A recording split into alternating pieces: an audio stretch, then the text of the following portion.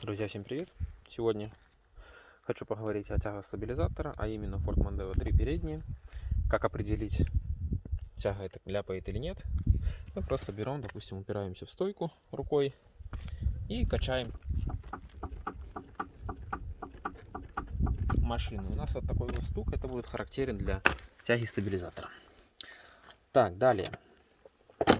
Хочу рассказать, какие тяги стабилизатора хорошо ходят. Вот такая вот у нас РТС. Сейчас разберу, покажу. Всем советую. Ходят они очень долго на передней оси. И рекомендую ставить именно их. Было уже у меня видео, но там на артикул не скидывал. Вот какой пыльничек здесь. Вот такой вот, где узкая часть. Он такой вот широкий, утолщенный. Пыльник очень хороший при любых выворотах. То есть влага туда не попадает. А это самое главное для тяг стабилизатора.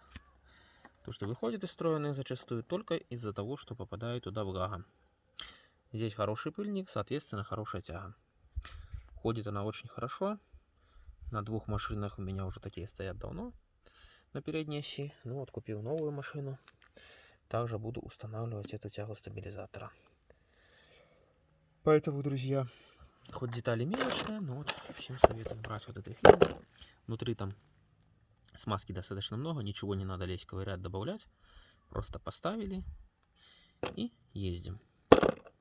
Говорю из личного опыта, так как уже пару лет точно не ездят. Плюс у коллеги по работе тоже такие стоят. 1070 на них уже проехал.